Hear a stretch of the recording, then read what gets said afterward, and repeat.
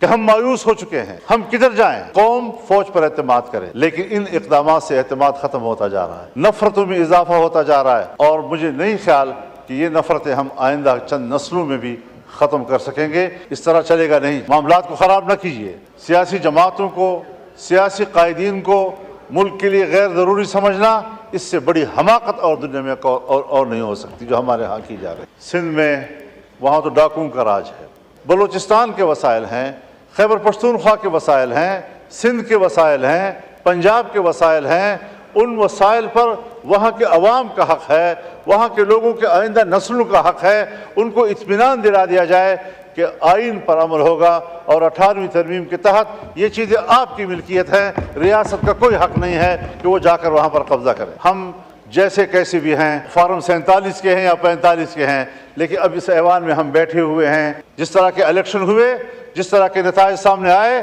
جس طرح کا پارلیمنٹ وجود میں آیا، یہ احساسات ہم سب کے ہیں۔ یہ اور بات ہے کہ پارٹیوں کا معاملہ ہے، کسی پارٹی نے فیصلہ کر لیا، کوئی ابھی ایوان میں کردار ادا کرنا چاہتا ہے۔ ایک فریق اس حد تک چلا جاتا ہے کہ پھر وہ علیحدگی کی باتیں شروع کر دیتا ہے، دوسری طرف بھی ہم طاقت کے ساتھ ان سے نمٹنے اور ہم مکمل طور پر ریاست کے تحفظ کے لیے آخری حد تک جانے کے لیے تیار ہیں۔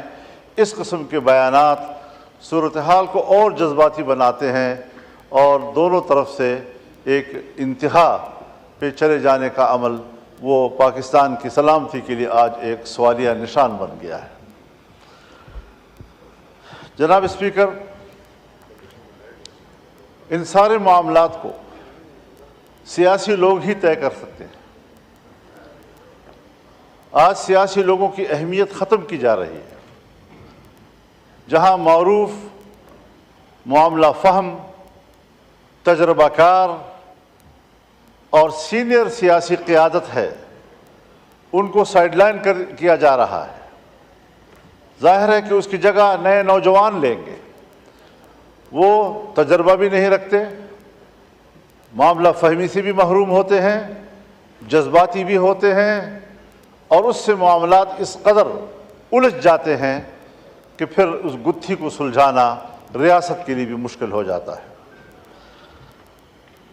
سیاستدانوں کو با اختیار بناؤ، سیاستدانوں کو معاملات حوالے کریں، سب چیزیں اپنے اندر سمیٹنا اور سارے معاملات کے لیے فیصل آباد کا گھنٹہ گھر بن جانا، ہر چیز کے لیے خود امرت دھارا بھر جانا، یہ شاید ایک خواہش تو ہو سکتی ہے، لیکن یہ کبھی بھی مسئلے کا حل نہیں ہو سکتا۔ میں آج بھی سوچتا ہوں کہ کیا ہماری حکومت کے پاس یہ صلاحیت ہے، کیا ان کے پاس یہ اختیار ہے کہ وہ خود فیصلہ کر سکیں، یا اپوزیشن کو اعتماد میں لے کر پارلیمان خود اس کے لیے کوئی اقدام کرے، مذاکرات کرے، بات چیت کرے اور ملک کے اندر اس اضطراب کو ختم کرے۔ ہم پراکسی جنگ لڑ رہے ہیں، یہ ہمارے اپنے مفاد کی جنگ نہیں ہے، بلکہ عالمی قوتیں دخیل ہو رہی ہیں اور عالمی قوتیں اس صورتحال کا فائدہ اٹھا رہی ہیں۔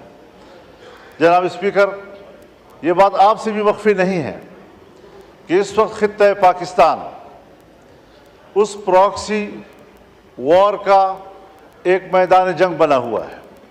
امریکہ، چائنا، سی پیک اور گوادر، یہ سارے وہ معاملات ہیں کہ جہاں پر ایک سرمایہ کاری کرنا چاہتا ہے جس کے ساتھ آپ نے معاہدات کیے ہوئے ہیں، لیکن آج ان میگا پروجیکٹس کے سامنے رکاوٹیں کھڑی ہو گئی ہیں۔ ہمارے ڈیرہ اسماعیل خان، لکی مروت سے لے کر آپ پورے بلوچستان کی طرف جائیں، یہ سی پیک ایریا اس وقت ان کے قبضے میں ہے اور وہاں پر کوئی ترقیاتی کام اب ممکن نہیں ہے۔ اس وقت بلوچستان میں یہی نعرے ہیں کہ چین نکل جائے، پاکستان نکل جائے۔ حالات یہاں تک چلے گئے ہیں، سنگینی کی صورتحال کا اندازہ آپ اس سے لگائیں کہ کچھ ایریاز میں آج اسکولوں کے اندر، کالجوں کے اندر پاکستان کا ترانہ نہیں پڑھا جا سکتا، ان کے اندر پاکستان کا جھنڈا نہیں لہرایا جا سکتا، ان کے کلاسوں میں پاکستان کا معاشرتی علوم نہیں پڑھایا جا سکتا۔ یہاں تک صورتحال چلی گئی ہے اور ہم دیکھ رہے ہیں آنکھیں بند کر کے کہ شاید شکاری مجھے نہیں دیکھ رہا ہے۔ اس تمام تر نازک صورتحال میں ہمیں قدم اٹھانا چاہیے، بڑی خود اعتمادی کے ساتھ ہمیں قدم اٹھانا چاہیے۔ حکومت کو بھی اپنی ذمہ داری پوری کرنی چاہیے۔ ہم لڑیں گے، اختلاف رائے کریں گے، تنقید کریں گے، اپوزیشن میں بیٹھے ہیں تو اپوزیشن کا کردار ادا کریں گے، لیکن اگر ملک کو ہماری ضرورت پڑتی ہے تو اپنے وطن عزیز کی چپے چپے کے لیے ہماری خدمات حاضر ہیں۔ پارلیمنٹ کو، سیاسی جماعتوں کو، سیاسی قائدین کو ملک کے لیے غیر ضروری سمجھنا، اس سے بڑی حماقت اور دنیا میں اور نہیں ہو سکتی جو ہمارے ہاں کی جا رہی ہے۔ یہ سنجیدہ صورتحال ہے۔ ہم ان علاقوں میں رہتے ہیں، شاید سندھ میں وہاں تو ڈاکوؤں کا راج ہے، آپ کو وہاں کچے کی صورتحال سے وابستگی ہے اور پریشان ہیں، لیکن یہاں ہمارے ہاں اسٹیٹ کو باقاعدہ چیلنج کیا جا رہا ہے اور صورتحال انتہائی مخدوش ہو چکی ہے۔ تو اس سارے صورتحال میں ہمارا کردار کیا ہو سکتا ہے؟ میں اب بھی یقین رکھتا ہوں کہ اگر پارلیمنٹ سے درخواست کی جائے کہ وہ آگے بڑھیں، بلوچستان میں جا کر بات کریں، لوگوں کے ساتھ گفتگو کریں، کے پی میں آئیں، وہاں کے لوگوں سے بات چیت کریں، گفتگو کریں، تو صورتحال کو دوبارہ واپس اپنے حالت پہ لایا جا سکتا ہے۔ لیکن اس انداز سے صورتحال مزید خراب ہوتی چلی جا رہی ہے، اور میں چونکہ تجربہ رکھتا ہوں، حضرت 2006 سے اس ساری صورتحال میں جب ریاست ناکام ہو جاتی ہے تو وہاں ہم جاتے ہیں اور صورتحال کو کنٹرول کرتے ہیں۔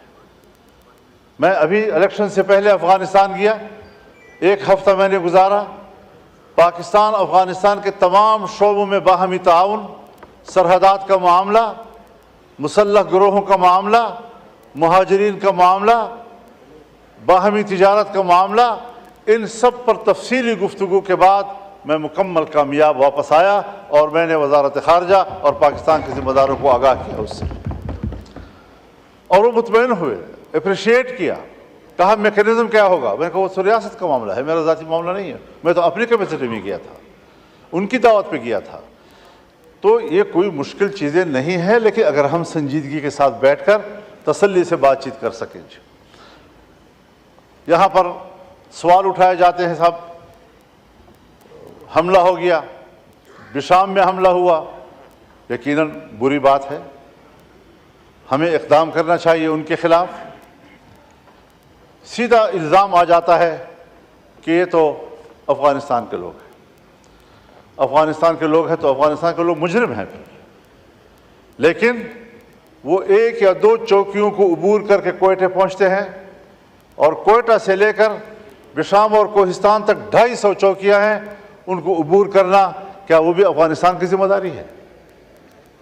ہم کہاں تھے وہاں پر؟ سرحدات پر ہماری فوج ہے، ان کے پاس تو اتنی فوج ہی نہیں ہے کہ وہ سرحدات کنٹرول کر سکے۔ لیکن اس سارے صورتحال میں صرف اس سے کام نہیں بنے گا کہ ہم ذمہ داریاں کسی اور پہ ڈال دیں، ہمیں خود اپنی ذمہ داریوں کی طرف بھی متوجہ ہونا ہوگا۔ دوسری بات میں یہ عرض کرنا چاہتا ہوں،